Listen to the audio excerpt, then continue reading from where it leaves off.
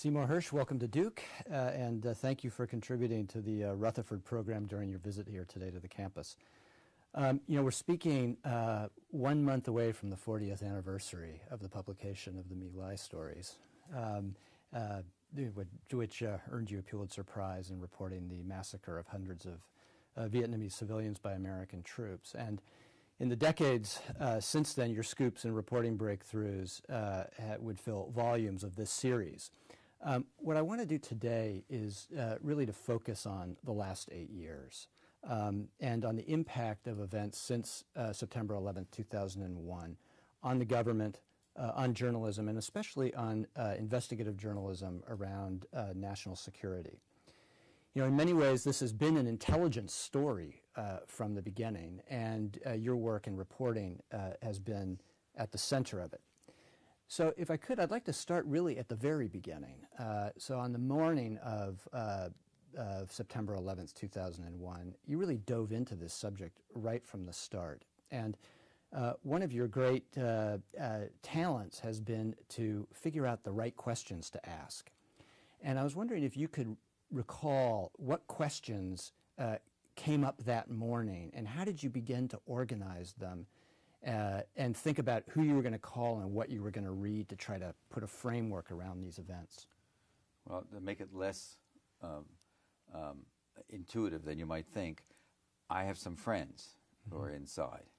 And I'm blessed by having friends who are terribly loyal to America and to the president they're serving, but also really understand that their obligation is to the Constitution. And so one of the things I did, look, like everybody else, we have 3,000 miles of water between us and this kind of trauma. We've never had this kind of trauma. And the instinct was the same as everybody else: fear, revenge, payback.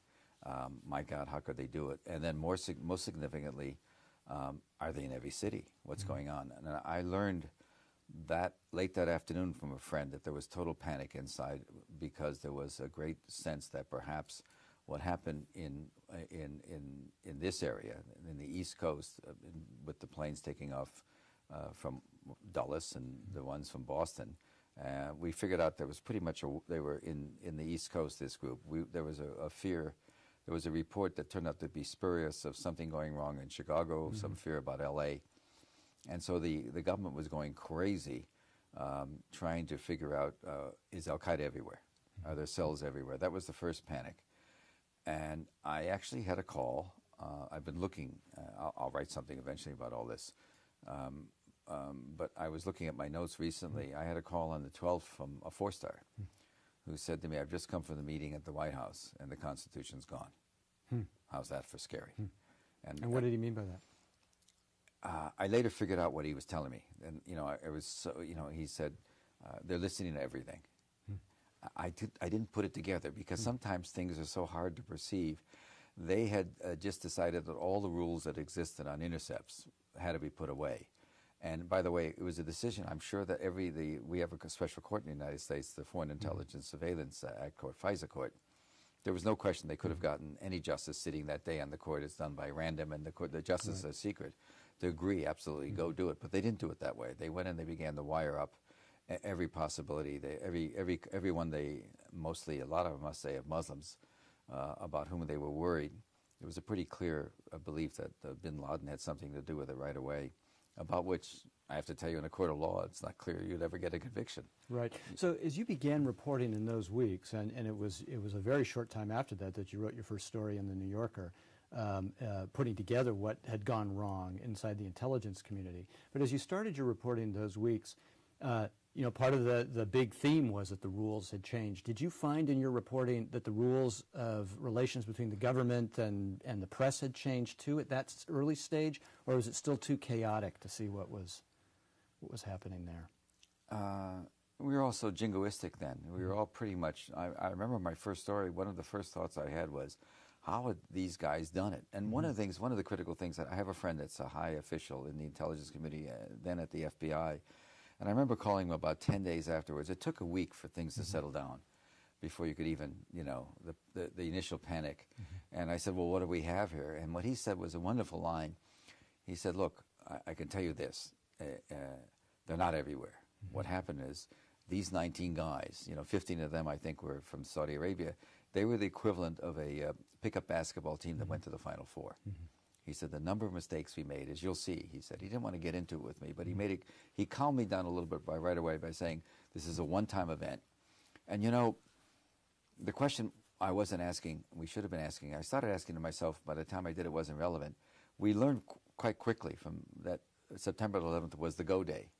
And it had been described in advance, these people were going to take 4 planes and hijack them and learn enough about flying so they could fly visually. Suppose it had been a cloudy, rainy day. I always think of that. They might have ended up at the sea we would have had mysteries of 4 disappearing planes or whatever. We might not have known as much as we know now.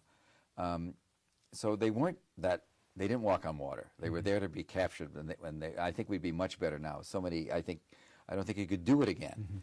But eventually my first thought was, how in the hell did the community screw it up? And so I started talking to people in the CIA, and I learned about the internecine warfare that was going on, and it's sort of the discouraging.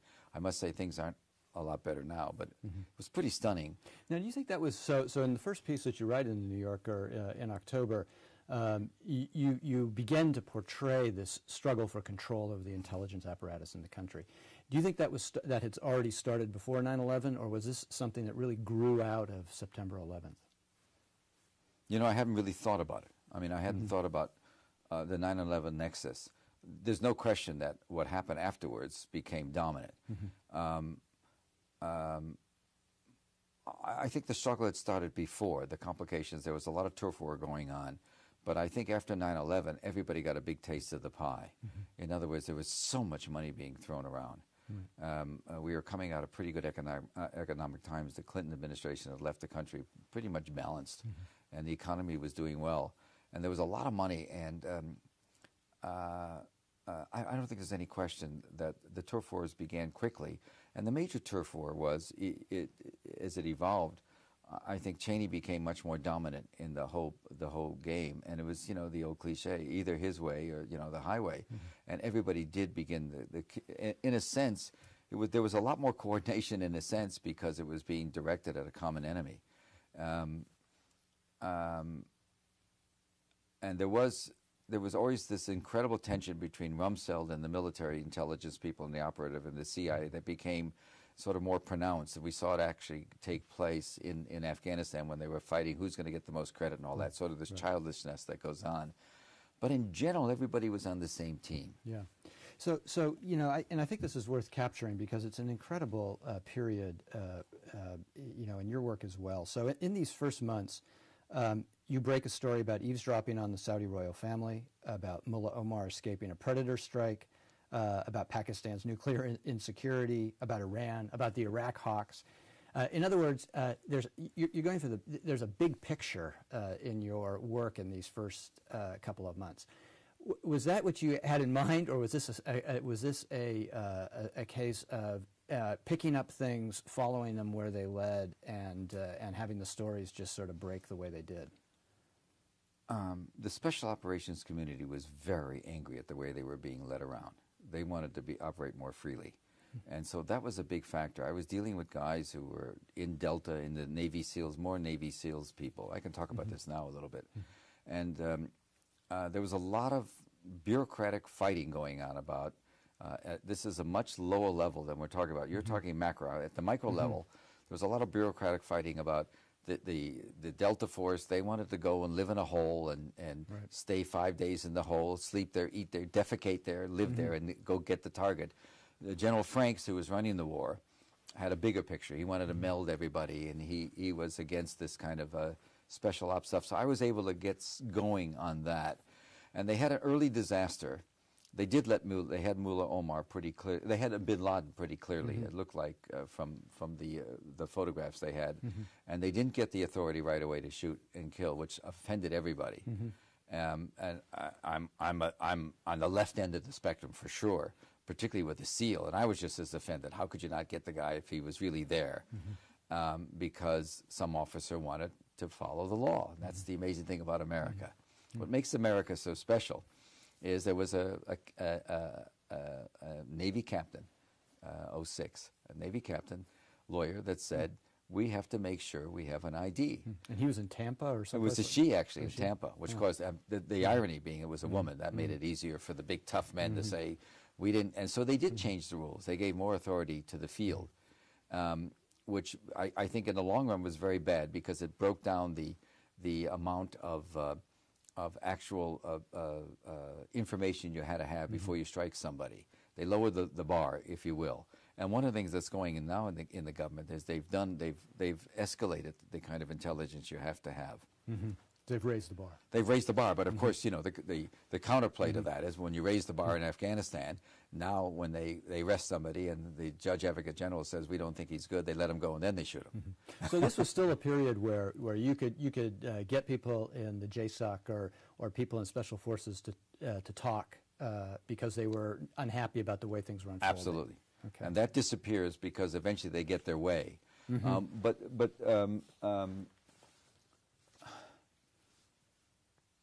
there is a bigger picture because there was, from the very beginning, there was a sense that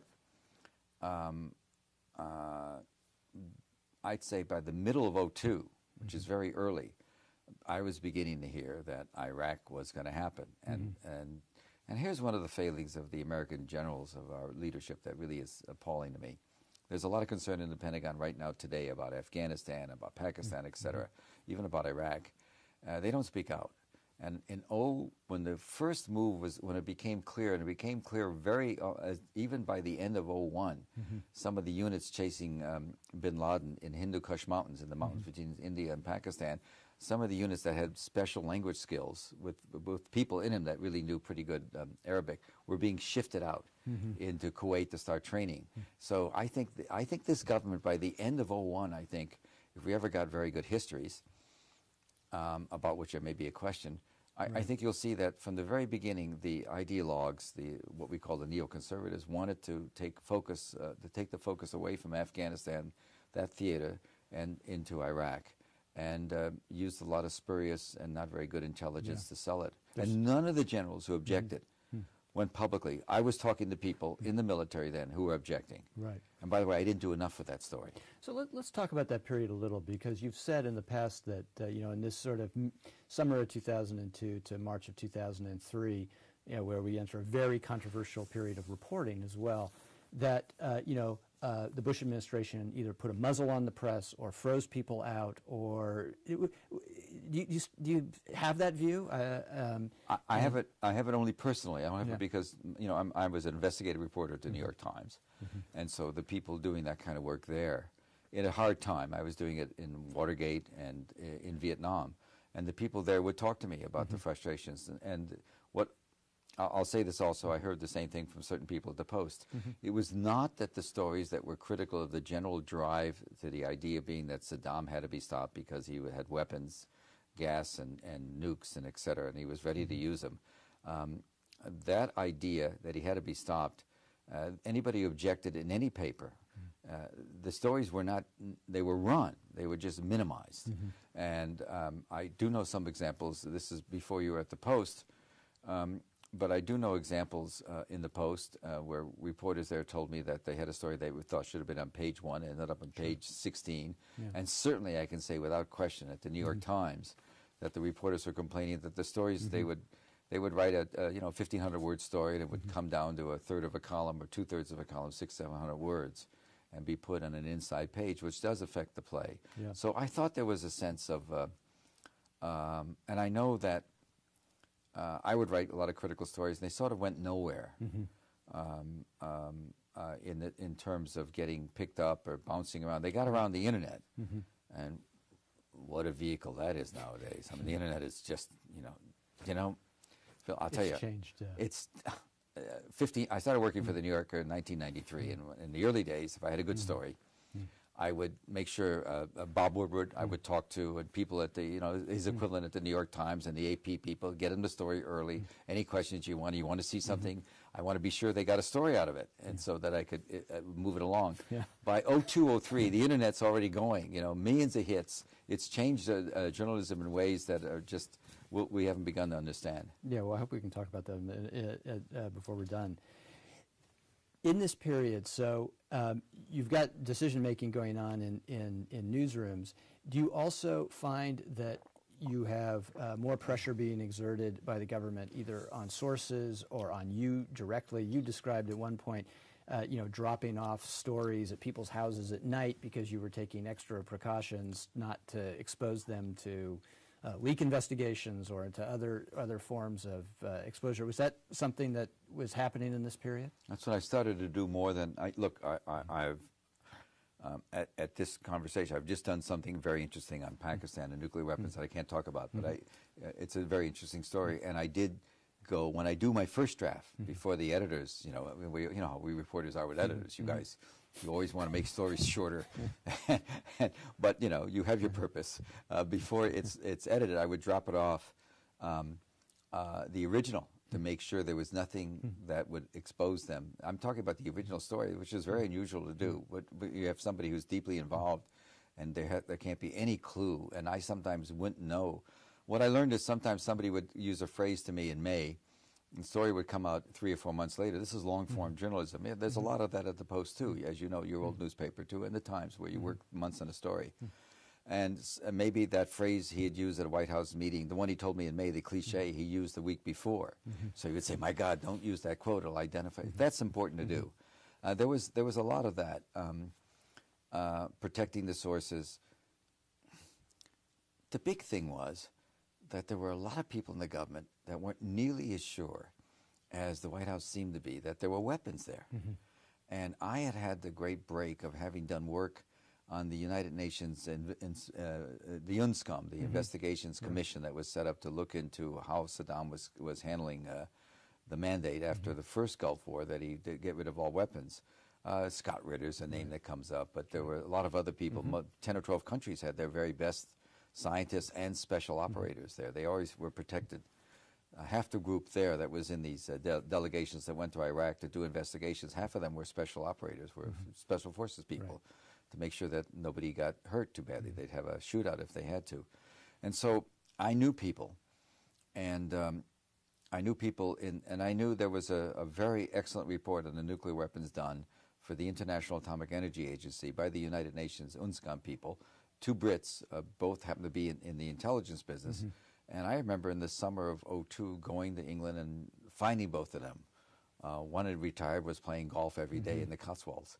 And literally every day, even in the middle of rain or shine. They're very stubborn, the Brits, ignore weather. And I came away absolutely convinced, they were convinced, that the damage we had done in '91 in our bombing was so intense they'd see no sign at all that he could recreate the nuclear weapons capability. And so I did know that, and I knew that there were people in the CIA who believed that, people in the State Department, INR, knew that. And so I knew that there were others who disagreed. And certainly Clinton had always thought they were weaponized. So it was a legitimate argument. But I didn't think there was a chance that the guys I talked to who spent their life, 10 years doing this, were wrong.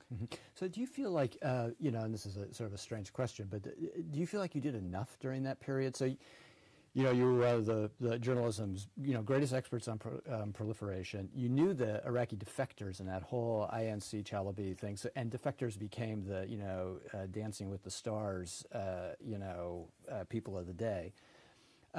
Do you feel like that you shoulda, coulda, woulda marshaled a stronger knockdown during that pre-invasion period? Yeah, I sure do. But, I also worked for an organization that had a different view slightly. They weren't convinced, as I was, the editors at the New Yorker. They weren't as convinced. I had a point of view. There were others, equally competent people in the government, had a different point of view. And so I think it was a fair, me, if I had my druthers, if I was running, if it was the Seymour Hersh Weekly instead of the New Yorker, I would have done more. But I accept. Did you have run-ins with them over that? Oh, my God. Yeah. Terrible run-ins, of course, but that's part of the game.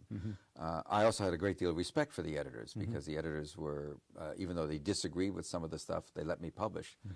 I worked for Abe Rosenthal, who was in the heydays. This is during Watergate, when I was hired by the Times, not for Watergate, but it happened right after I joined. And, of course, Woodward and Bernstein was so devastating when Abe Rosenthal, the editor of the Times, executive editor, asked me to get into it in the fall of after the election, when Nixon was reelected, I didn't want to do it, but he said, do it. And so he was the boss, and I began to do it. And I got into the story, and you know what makes the newspaper business so special is he disagreed with me on so many issues. He was much more conservative than I was. And we used to have a scene, basically, where he'd come down from New York to the Washington newsroom. I worked in the Washington Bureau. And it'd be like, how's my little commie today, patting me on my head? My little lefty, what do you got for me? You know, the story was the important thing. Yeah. And so the editors at the New Yorker disagreed me. There was some disagreement, but they still published what I wrote. And so if they didn't publish everything, so what? If I could have done more, so what? The bottom line is that's the way the world works in the newspaper business. It's a collective. It's really a collective organization. Yeah. I know you think it sounds all the prizes I won. I'm sure it's the same with Bob Woodward at the Washington Post. He works within a system. It just doesn't come out of somebody's brainchild. Yes, I would have done it differently. I would have been much more dogmatic. And I could have been wrong. I just had some people with a point of view. Yeah.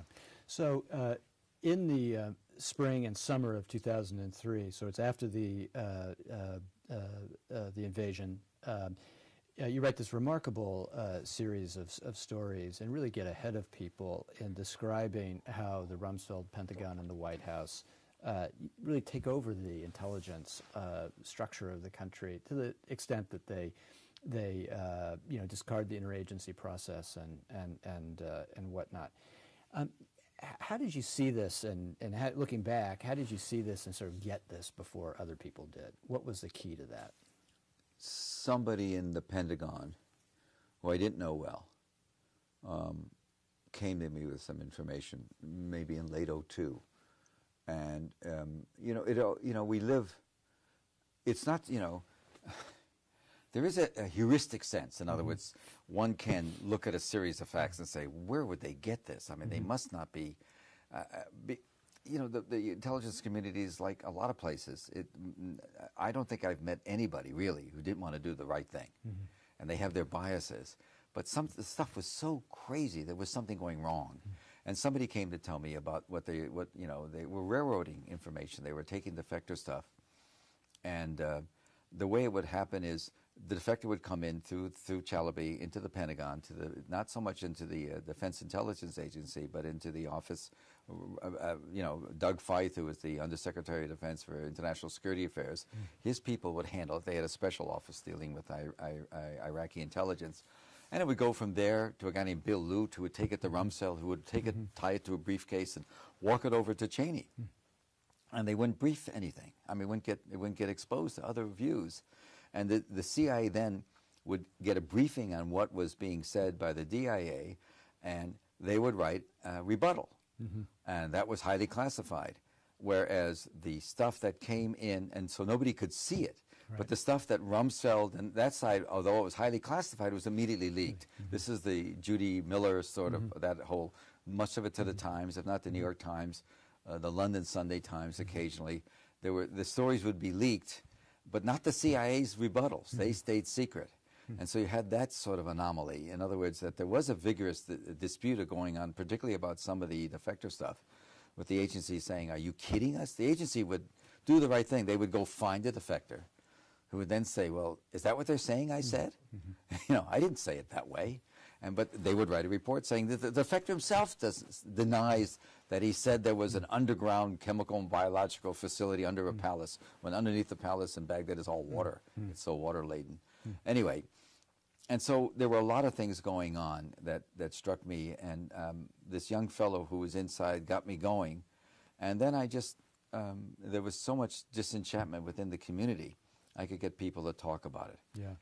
And of course, that then led you to make discoveries or make connections when Abu Ghraib broke. I wanted to ask you about Donald Rumsfeld, because here's somebody who you'd known for a long time. You said that you'd liked, or you'd had. I liked him a lot. One of the people that you had whose career you had followed very closely over many years in Washington. What happened with him, and how do you understand him as a historical figure? I don't, because I live in Newark. I live in Newark Street in Cleveland Park, and he has a best friend who's a former congressman, And all during this time in the summer, he and his wife would go and visit their friend, and they'd sit on the front porch, and everybody left them alone because Washington is that way. You know, he's entitled to have Saturday afternoons and sit there and drink his gin and tonic or whatever it is. And they sit on the porch and talk, and I'd go by and wave. I did know him because I met him very early. He worked at OEO, our Office of Economic Opportunity, and Terry Lenzer was somebody who worked with him. And Rumsfeld, I have to tell you, he could do a Sandy Berger imitation. Sandy Berger, the former National Security Advisor, he would have a meeting with Sandy, and if I called him afterwards, he would just describe Sandy. The only concern Sandy had in his book was, can you hold off doing it because I want to get this bill passed tomorrow before you go public with what you're going to say. So he was very funny. And the same with Scooter Libby. I Lewis Libby, who was very close to Dick Cheney, when he got the job, he called me up to say I'm going to work for him, and then he sent me a note. Would I give him the names, recommendations of some good, loyal Republicans that'll have a contrary view that he could bring into the staff? How's that? He asked me that. This is, of course, before 9/11. And I would see him 3-4 times a year at his office. He was in private practice. And we'd have these great, wonderful conversations about really proliferation. He was an expert on chemical and biological weapons and also proliferation and counterproliferation, and a very smart. At that point, he was probably one of the highest paid tax lawyers in America. He was making a fortune in private practice. Gave that all up to go work for Cheney. And it was like once I was not on the team, it was all over. It was done. In other words, Cheney, not so much Cheney, but Rumsfeld didn't see me anymore. And Scooter Libby, I could talk to him anytime, stop seeing me, because I wasn't on the team. And have you talked to Rumsfeld since he No, I haven't, no. I called a couple of times. I called him a lot when he was there, because he used to do this thing. I would do one of these stories, and they come out on Sunday, and he would have, on Monday, he would hold forth about him at his Monday gathering with the press. At this time, he was America's sexiest symbol. Remember, he really is witty. And he would just do here's Hersh again, baying in the wind, and he would just make great fun of me. And I would call up, and he had an aide that I liked, and say, you know, why is he? One of the stories I wrote, there was a secret operation involving Delta. They tried to kill Mullah Omar, and it was a disaster. And they had 12 or 13 men seriously wounded. And everybody denied that story. And that night, after they were all on television, Rumsfeld and General Franks and Condoleezza Rice, 4 or 5 major players denied the story categorically. And that night, I had a friend in the military call me up and say, if you want a photograph, reconnaissance photograph of a boot with a leg in it, a boot with the leg up to the knee in it from one of our boys. He said, I didn't want it. I said, no, you don't have to do that. And another group wanted me to go to Tampa and come and talk. They were so angry at the lying. So you had, and I remember calling up about that and saying, what are you guys doing? You know, this isn't our country. You just don't, I know it sounds naive, but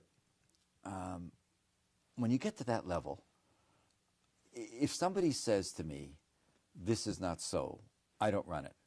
I just don't run it. If I get somebody, we had a terrible incident at the New Yorker. For me, it was terrible. I worked on a story after Abu Ghraib about a very pernicious torture that took place. Somebody was tortured with something out of the Third Reich, and he was broken that way. It was really horrible stuff, and he was bragging about it, and I learned about it firsthand. And everybody, including the head of the CIA, denied the story, and we didn't run it.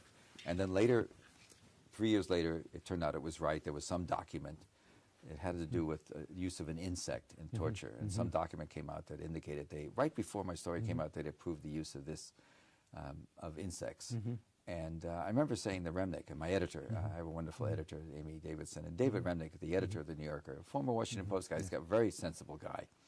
And by the way, you cannot win an argument, David. Maybe if he writes something and you really go at him, maybe he'll change the order of a sentence. But that's it. He's I guess, if you're running the New Yorker and you get You know, some guy comes with 30 cartoons and you have to pick 15 and 3 covers and you have to pick one and four story ideas and you pick 2. There's no reclama. You make a decision. You know, you have to be Stalin. If you're not Joe Stalin, you can't get done because people are going to be arguing with you all week. You just make it and that's it. But I remember we all went after David and said, we ought to revive my story. And David wrote back an email. I think I shouldn't tell the stories, but he won't find this story. He said, you know, using idiomatic Yiddish, what, yit, what? They lied and we believed them, and we're gonna go and say, oh my God, we were lied to, and that's a basis, you know, as if what are you, children, you know? Yeah, they lied, we believed it. Let's move on. Done. We passed this. They paid me for the story. They didn't run it. You know, and you do have that sense, but I do get a sense of outrage at a very high official at the cabinet level. Looking in the eye and saying something that isn't true. Yeah. So, don't you? I mean, by the way, doesn't that? Are you more inured to that? Yeah. No, I think that's right. I don't think that I think that you've built a reputation and a network and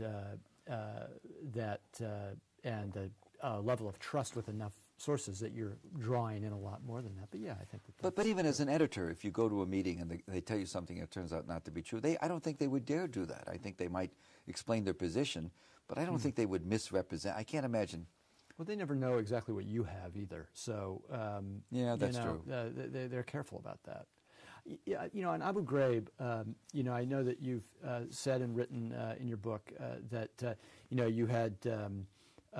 You knew something was going on at the prison, you know, months before the story actually broke. And then you've also said that you don't think that you would have been able to write the story that you wrote if CBS News had not held their story. Yes. So why is that? Why do you think that? Well, it's complicated. And here's where there was a serious disagreement. I did know about it earlier because because I knew people in the UN who were there from 91 to 98, you know, Americans and Europeans, Russians, and were there as scientists and as special operators working with the Iraqis, and they all had counterparts. In other words, if you were the leader of the delegation would have maybe a 2-star Iraqi general. And so human nature being the way it is, and we Americans, you know, there's all this talk about how we're not liked in the world. That's politically. Personally, as you know from your travels, and I know from my travels, people really do like us a lot. We disappoint them often, but they like us as individuals. I've been all over the Middle. I was just in South Asia. As much as they don't like us in Pakistan collectively, everybody couldn't have been nicer and warmer and friendly, you know, and wanting to know why you do this and that. So that's a given. So people made friendships, and after the war, in the early days of the war, remember, we won everything. You know, we had a Prague Spring in Baghdad by April of 2003. Chat rooms open. So a lot of people that worked for the Iraqi intelligence services and in the military got to talk to their former colleagues looking for work. Through that, I met a 2-star general who had not been captured by us or interrogated, and I met him in Damascus in 2003 and spent 4 days debriefing him, which was really important on everything, including what Saddam was saying before the war. A lot of the stuff, just no reason to write yet, or just no reason to. And one of the things he mentioned was Abu Ghraib, and what he said to me was, this is December of 2003 in a hotel in Damascus. He'd come out across the border to meet me. We spent 5 days there. He said that the woman in the prison were writing to their fathers and brothers to come kill them because they'd been defiled. You know, the honor system, this, you know, and you know, the shame system, which is so dominant. That's, you know, we work on guilt here in the West. They work on shame there. They've been shamed. They've been exposed. God knows what. I'm not sure they were talking about physical stuff as much as the GIs taking their pictures and stuff like that. In any case, and so then I learned that just to be totally honest, somebody in 60 Minutes came to me and said, we're having trouble with the network because can you help us get some more confirmation? And so as a favor to somebody who worked there, I called up some of my people, and the next thing you know, I was told there was a report but written by this amazing General Antonio Taguba, who I didn't know, I didn't meet for years, but I have to tell you, he's such a compliment to the armed forces. That this man, he was Filipino. His father had been a scout for the armed forces in World War I, World War II in Okinawa. No, in the Philippines. He was brought into the American Army, sent to Hawaii, did training. His son goes to Boise State University as an ROTC, 5'5", 115 pound when he graduates, makes 2-star general. I mean, you got to be really special. He is special. I get this report. I get it not from Taguba, but I get it from somebody. So I have this report. And so basically, at that point, I want CBS to do the pictures because CBS does the pictures and we have the report and other pictures, but I just wanted it. So I actually, my editors knew what I did. I actually called up CBS, and they had 2 weeks not run it. And I basically said to a very senior person there, look, I have something I want to add to the story that's very important. And we're not going to be in print till next Sunday. That leaves you Thursday, 60 Minutes. They were on Thursday and Sunday. And if you don't do it this week, I have to tell you, I actually said this, I'm going to have to put you not doing it in the third graph of my story. And so rather than began his report, it's amazing. If you go look at it again, we're only doing this because we know another news agency is ready to do it. That's what he said. His cover? That was what he said. They were so, not rather, of course, I don't think so, but the suits, as they saw, the people at CBS were so worried. So you had seen the pictures, and you'd seen the pictures CBS had. Yeah. And then you got your own pictures. I had my own. I could have scooped them, but I didn't want to. I mean, I remember talking to my editor, who was a little mystified by it. He thought, why not just scoop them? And my argument was that the pictures will have enormous impact, and then our report will even have more impact because the report's really was a brilliant report. He just took on the system. He said this was wrong, and 2-star general's accountants said, he did everything that no report should do. He later told me, I did a profile of him later, Tony Taguba, and General Abizaid had said to him before he published the report, he said, he said, Tony, if you do the report the way you're going to do it, you're done. You won't get your 3rd star. And he was ready to, I think, he was on the list, not necessarily, but he could have had a 3rd star at a command back in America.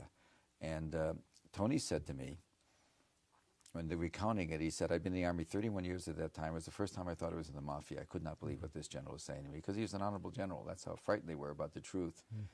And the New Yorker has this fact-checking system. I think 3 times, maybe more, that particular, they said, you sure you want to say that? And he said, yes. He said, that's what I thought. And not many people have that kind of character. Where's he today?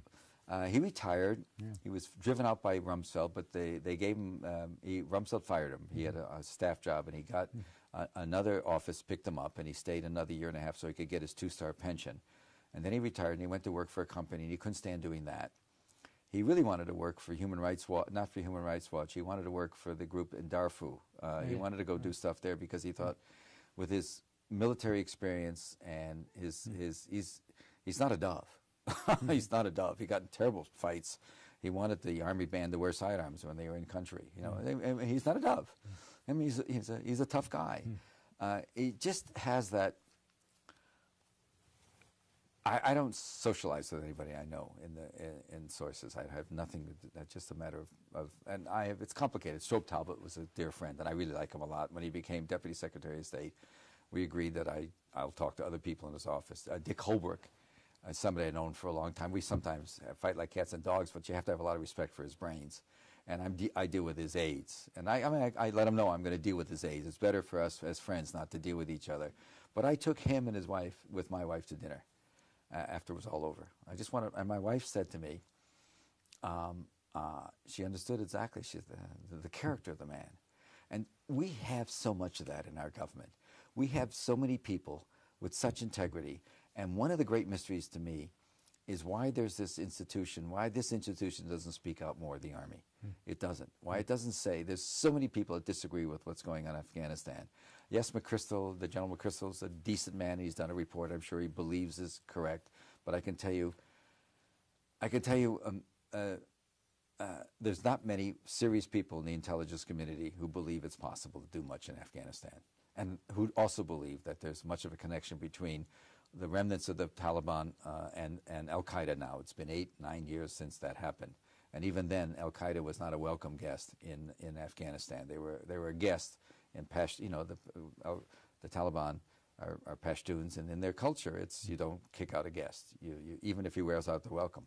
And so I wish more officers would speak out, but they don't. It's some sort of collective thing. I guess you can't win if you speak out in America. Yeah. So after the Abu Ghraib report came out, and you then had another one of these incredible 3-week runs where you had a story every week, thousands of words. You wrote The Chain of Command, and then you wrote this powerful story called The Gray Zone, and where you link up the events at Abu Ghraib with a larger context of post 9/11 and really lay it at the feet of the Pentagon's Special Access Program. Was that apparent to you from the beginning that that was the context for this? I mean, you've been building towards it in different fragments, but how does that piece come together? Yeah, I did understand that. What I understood was after 9/11, Cheney. I understood this very early, but it's very complicated. I don't mean to be patronizing about what you know about information, but it was complicated to say things. For example, right now I know something about the interplay going on in Afghanistan inside the JCS and the military.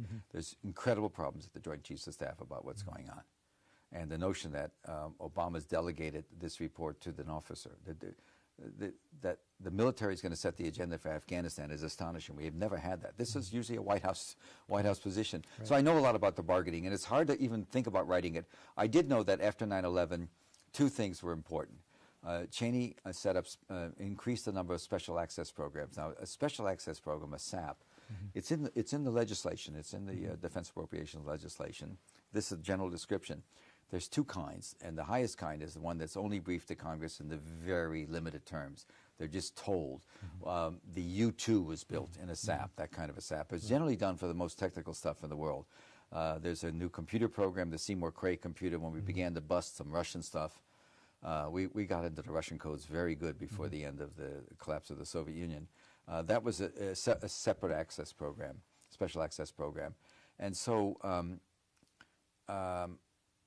because of the secrecy, Cheney increased the number of SAP, special access programs, by I don't know by what factor, tenfold, by a huge factor. And he initially, very early, he made contact with Blackwater, the former Navy officer who ran Blackwater, Eric Prince.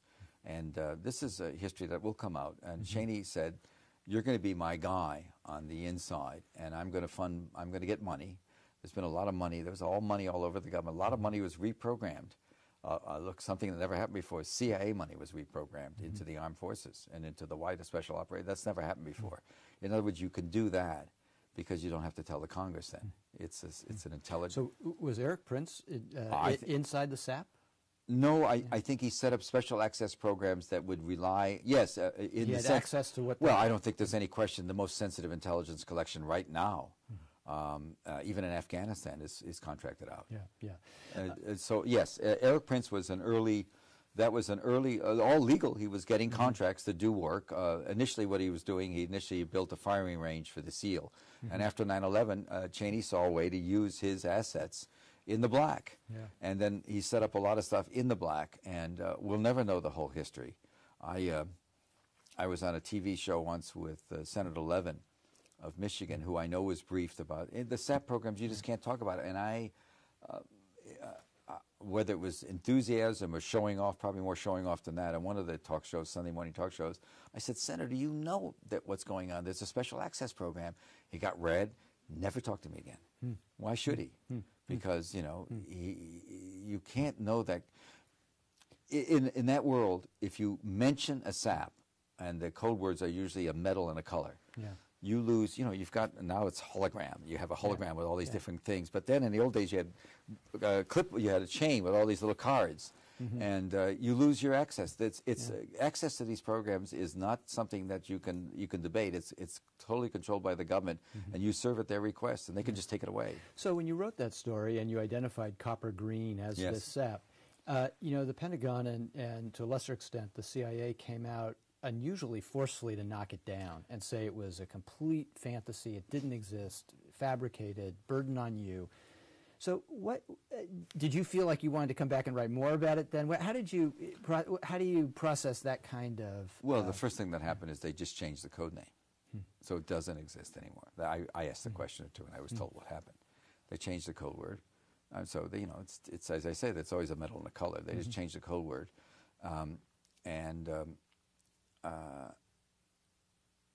there's one great virtue of the New Yorker. It doesn't prevent you from being wrong, but my inside people have to talk to the New Yorker. You mentioned the story involving NSA intercepts of the Saudis. I mean, somebody from the New Yorker has spent a great deal of time with somebody who had paper. I mean, we're talking about violation of the law per se, so there's a lot of trust involved. And on this stuff, there was more than one or two sources, and I will tell you this now because one of the sources was a very high official in the CIA. Once the New Yorker knew this person was talking. And we had an experience once where one of my big inside sources, the editor's jobs, one of their jobs is to be skeptical. Okay, maybe this guy is a source, but how do we know he knows what he knows? That kind of issue. Right. We had that particularly early on. There would be, yes, it checks. You talk to a guy, and we know he's in this position, we know, but how do we know he's not just saying, how do we know he knows, even if he does go to meetings every, whenever, in Cheney's office? How do we know that's what he knows?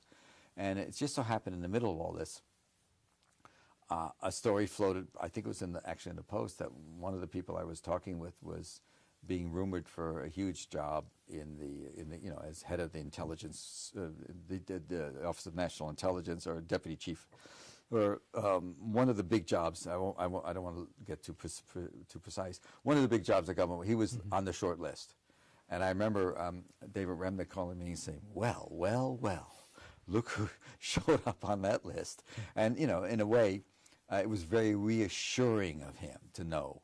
So. I had an old colleague of mine at the New York Times call me one day. This is after the Judy Miller stuff began to unravel. And the Mike Gordon stuff, he wrote some of those stories too, though he certainly has very good context too. And this person, this senior person, said, I was writing about Iran too, I'm sure you'll get to that in a minute, but whatever it was, this person said, we were skeptical about this, but we now know that there's a lot to what you were writing, there's a lot of basis for it. And here's our problem. We have tremendous access. Not the New York Times, believe me, the person didn't have to say that. You can see the National Security Advisor, you can see anybody, you get briefings, you can always go in. But we don't have anybody inside who's critical, who's at that level, who's critical, who's up high and sees the paper and reads the stuff, who's critical. And at that point, I said, don't continue this conversation. I can't help you. Yeah. But I did. I'm very lucky. I had people who see things. And there's been a lot of papers that have not been reported in the last 2 months about Afghanistan. There's been a lot of internal papers inside, not going to the White House. Not going to the White House. Why not? Because they want their way. And they're afraid politically of what will happen. And these are papers generated in the Department of Defense? In military, in the JCS level, and in the field. Huh. And so what you have is the same sort of, it's always the Washington game. You have a back channel game going on. And there's one of the great acronyms of American life that most people know about is UNODIR. UNODIR. UNODIR. Unless otherwise directed. So what you do is you do something and you tell the Joint Chiefs unless otherwise directed, and if the Joint Chiefs decide not to forward that to the White House, so what? General Jones, the head of the National Security and National Security Council, maybe he doesn't have to know that. This is a field decision. So this always happens in government. It's happening now. So let me ask about now, and maybe mix that with an Iran question. So, the period that we've been discussing has a very clear demarcation with the Bush administration, which is now over. How much of this institutional legacy and thinking and way of thinking carries over into the next administration, and maybe use Iran as an example to try to track that? I mean, that's the core question of our time, and the answer is a lot more than anybody thinks. They're only getting around now in, the system, the American system is such that you have to vet people. It takes a great deal of time. And actually the government uses outside contractors to vet people, which most people don't know. They use private Kroll, for example. They use other people to vet because they're so far behind. They're only now, one of my friends who was a retired general just was offered a big job as a deputy undersecretary of defense. They're only getting around now, that was about 4 weeks ago. They're only getting around in the fall of almost 10 months after being in office. They're replacing some of the core jobs. So there's what they call a lot of stay-behinds. And I'll give you the paranoid view, is that Cheney's left the Cheney-Bush people have left a lot of legacies around. There's a lot of people that still carry out those views. And if I'm Obama, and I've never talked to Obama, I haven't talked to him at all. I've talked to people around him, but I haven't talked to him. If I'm Obama and I take office, I know, and I know because I'm reading, there's nothing profound about this, that every general who went from 2 to 3 star had an interview with Rumsfeld. So he was personally blessed by Rumsfeld. That's sort of a known thing. Every defense correspondent knows it. And so he's surrounded by 8 years of 3 and 4 star officers who have been personally blessed by Rumsfeld or Cheney or Bush, which is how you get ahead. You had to be their guy. And so keeping Gates is natural. I mean, he doesn't want to get into the Clinton problem of having a war right away. In his case, it was about don't ask, don't tell with the Pentagon. And also General Jones, the 4-star Marine, who's close to McCain too, but a very decent, honorable guy who listens well. He's not a bad choice for National Security Advisor because he insulates you. You come into office, you're a domestic president, you want to get health care. You'll compromise in health care because you have 7 years to fix it. Many of the programs in health care, the most important elements, are pilot programs that need legislation in the next 2 years. So you do it, you can improve it. Yes, your liberals may think you're sold out, but you're not selling out. You're changing the paradigm of health care, which in the long run is going to be economically beneficial to the country. So he's a domestic president. So he can't begin to deal with how many stay-behinds. And by that I mean people that are closer in attitude towards Cheney than they are to he. But now he's making decisions about Iran with this, with the momentum of a locomotive sort of still carrying the policy forward, or not? Well, he's saved by one. Iran's very interesting. And you noticed, I think the fight in the White House, I'm pretty sure the fight goes this way. On one side, you have the I'm more than pretty sure, you have the Axelrods, David Axelrod, the political guy, saying we got to protect our base. We got to protect the independents who are lean towards us, and the Democrats, of course, are lean to us. And then you have the Rahm Emanuel and the Hillary Clintons who say, not without some, and this is a subtle thing, we have to, forget about that, we have to minimize the damage from the Republicans. And so therefore, you've got to, you're going to have a problem with Afghan. Look tough on Iran. That's why in Pittsburgh the other week, he and the French president and the Gordon Brown, the English prime minister, had this sort of silly, in retrospect, beating up of the Iranians about a site in the mountains. I can guarantee you, I'm sitting here, there's no way the Iranians can build anything in those mountains without us knowing it. And we are one of the things I'm so impressed about the country is our technical ability is, I'm telling you, when it comes to those mountains and looking for holes and looking for possible, that's all Cheney was convinced. Cheney was convinced, sort of like in that wonderful movie Bananas, the Woody Allen movie where the underground robots, walking around. Remember, if you remember the movie, and he was convinced there was an underground laboratory in which they're making bombs like crazy. He was convinced, and that was one of the main functions of the intelligence community: penetrate, use the Azeris, use the Kurds, use the Joint Special Operations Commands, get into that country and find out.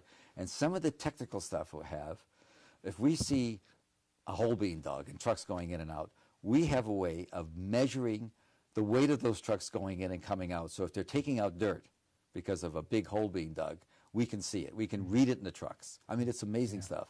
And I'm sworn to not, I don't want to talk about it. I mean, I can talk about the details. It's all in the details. So we have this kind of stuff. And so the idea that the Iranians didn't know we were looking at the hole, it's comical. But, at that time, nobody knows it. So they play it. And why? That gives them a day in the sun, getting tough in Iran. Because I think ultimately, look, this guy is very interesting. He's lost in Afghan PAC politics right now. He is not focusing on it. He's going to have to grab it. If I were president, I would say to Gates, tell McChrystal and the chairman of the Joint Chiefs, stop talking. I'm the boss. You get another job or stop talking. You know what I mean? Right. Don't. You can't do it. I'll fire you if you keep on talking. Anyway, on the other hand, he makes a unilateral concession to the Russians on missiles, which means that he understands that maybe it's time to end the Cold War. I mean, this guy does think. And he drops the notion that the Bush had, that the only way we're going to negotiate with the Iranians over enrichment is if they stop enriching. That was always the requirement of the Bush approach, which is, once you stop doing what we want to negotiate about, we'll negotiate with you. So he's dropped that. He didn't say it in any of his speeches. He didn't say it in the speech, in the Cairo speech. He suddenly disappeared. Go compare, by the way, what he said about Afghanistan and the requirements in Afghanistan.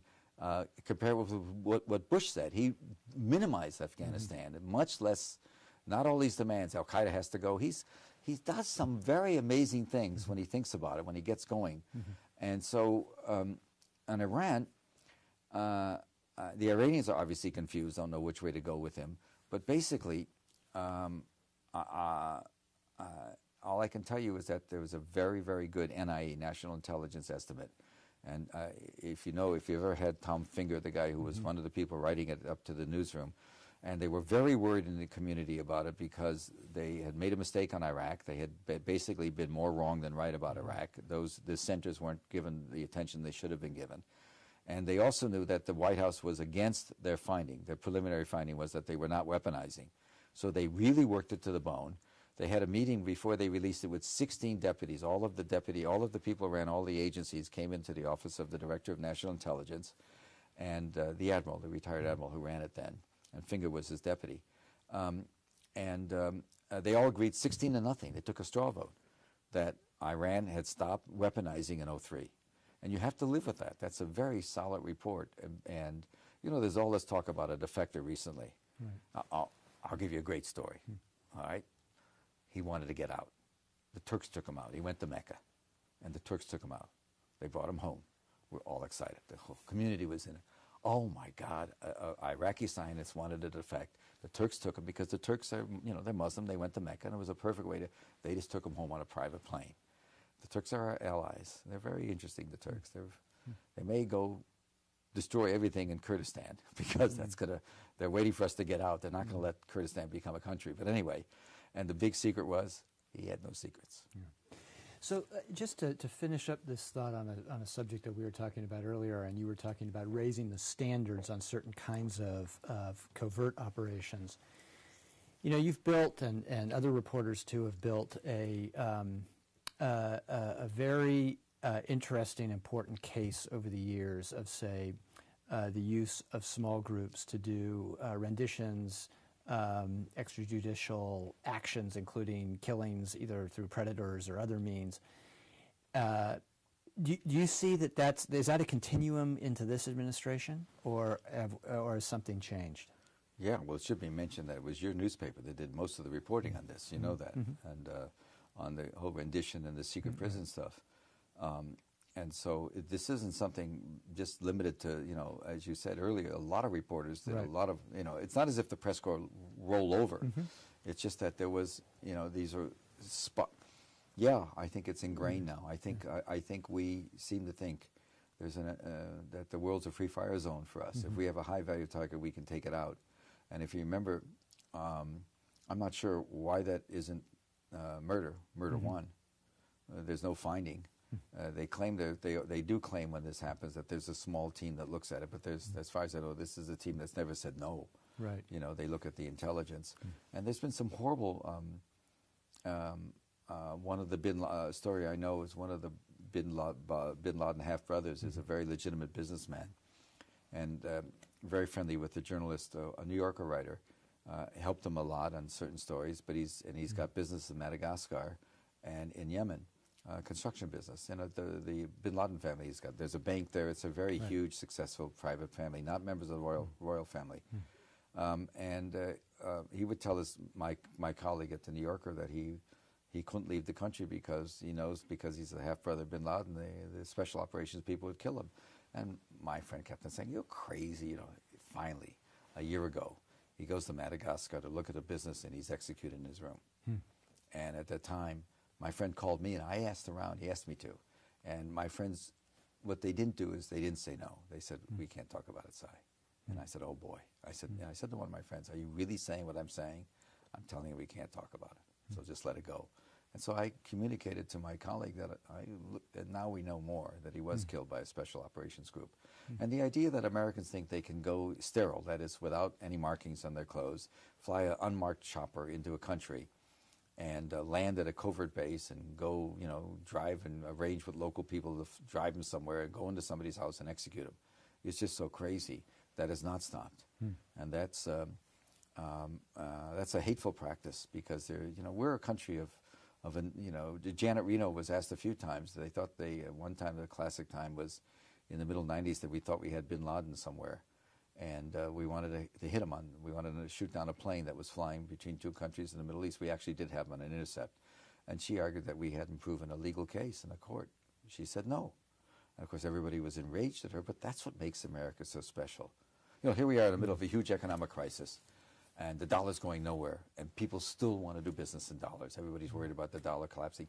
I'll tell you why. We have a great legal institution here. You come and you lose money in America, you can sue somebody and get restitution or get a proceeding. And the world understands that. We have an incredibly strong legal system here. And the notion that we somehow look the other way because of alleged high-value targets, and some of them are bad people. And yes, and so you deal with them legally. It's not as if we don't have recourse. We have a legal system that also we can extradite them. We don't have to rendition them. We can extradite them. There's a case to be made. But this is going to be, walking back this dog is going to take a long time. Yeah. Any president wants to walk back the right we have when we think we have a target. We just killed somebody recently in Pakistan. You know what they're looking for right now? It's so funny, American government. Well, the problem with the Predator is it fires a Hellfire missile, which can blow up a car, which means that anytime you attack somebody in his home, you're killing everybody else in the home. And in Waziristan, and in many of the rural areas of, not Islamabad, but the rural areas of Pakistan, the men and women are separated in their home. They live separate quarters, but the women are they're much closer than they are in other parts of Pakistan. So in Waziristan, when you hit the men's quarters, you're hitting the women's quarters. So the solution now is we're now putting out bids for smaller missiles for the Predator that are lethal in a smaller range. But the principle is you're killing, you have unintended consequences and collateral deaths. And we're not, I'm sorry, we're not the Israelis. We don't believe in getting a bad guy by knocking down an apartment building and killing 15 others. We don't think it's justified. Yeah. Well, let me try to shift gears a little bit so we can finish up. But I wanted to, and you've been great to stick with this long discussion. I just wanted to ask you two other things, because I do want to touch on a journalism question. And you, despite your long and fruitful association with the New Yorker and your work at the New York Times, you've sort of operated outside of the journalism establishment in some ways. And I'm interested in your view now that we're, so how much do you feel like your work or the kind of work that you do is being, actively threatened by the market collapse of journalism? Quite a bit, because the New Yorker's suffering. The New Yorker I think circulation is quite high and the interest in the magazine is high. But the advertising's down. I mean, there's no secret about it. Down significantly, 20-some-odd%. And it's probably a little better now, but it's, it's not clear, if it makes money, it doesn't make much, and it's left alone by the company, and they're not in danger. But we all feel it. I mean, I feel it just in terms of travel. They're much more careful about spending money. And by the way, nothing wrong with that. I've always been for that. I mean, if there's an easier way to go cheaper, let's go. And you don't have to stay at 5-star hotels if you're a reporter. We shouldn't be anyway. And so I see that. I see that you have to make the case for every time I've been blessed at the New York Times, and most of my jobs, I'll go and I'll buy a ticket, and tomorrow I'll let you know what I did. Well, that's gone. There's more prudence. And that's probably, as I say, in the long run, good. But long-form journalism, I think the major newspapers still appreciate investigative journalism, and they still know. And you have to do what I've done, been a judge of a major journalism competition to see. We're so stuck here on the Washington Post and the Wall Street Journal and the New York Times, which are all standard bearers. But you should know how much good reporting is done by local newspapers and regional reporting. And it terrifies me as much as anything else to think that that's going to be gone. And how are you going to make up for it? Yes, you can have collective sort of things, get a collective group together. But, the standards are going to diminish. And I worry about local reporting more than anybody else. And so I get back to the idea that Steve Coles talked about, our colleague, you know, you're one of your predecessors who also worked at the New Yorker, about some sort of public media thing. I don't quite know how it's going to work. It seems impossible to me. I've been watching ProPublica, which seems to be getting a stride, but they're not getting that many hits. I mean, here you have an undisciplined group like Huffington Post gets millions and millions. If you'd followed the post-Iraqi election chaos, you would have thought 450,000 people were killed in the street. They kept in Iran, in Iran, rather. They kept on. It was insane. There was absolutely no cohesiveness. It was chaotic what they did, and very wrong-headed in a way, because that's just the way it is. So it's very worrisome. I worry about, you know, this is our profession, and you know, there's no better life. I mean, by that I mean we feel virtuous about what we do, and we love what we do, and we know how important the press can be, and we also know it's also fun, and it's endearing, and it's complicated. It's you have to read before you write, and you have to get the hell out of the way of the story in order to write it. You know, you not only have to know what you're talking about, but you have to know how to present it in a way that works, that's workable. So the art form, the writing a coherent news story, as you know, as an editor, you know, you have, I'm sure you have, that's what you pay people for, the rewrite desk and others, to make it, you know, make stuff more readable. Not everybody can do it. It's really a skill. It's not some minor league skill. And I just worry about it atrophying. I worry about the lack of money and the change in values. I remember talking to Bill Moyers 8 years ago about maybe the Internet's the way we're going to all end up doing something. He had a lot of money at that time. The Shulin Foundation had $59 million. And nothing happened. I worry about investigative reporting on the Internet. Are you going to have fact checkers? Are you going to have editors? How are you going to do it?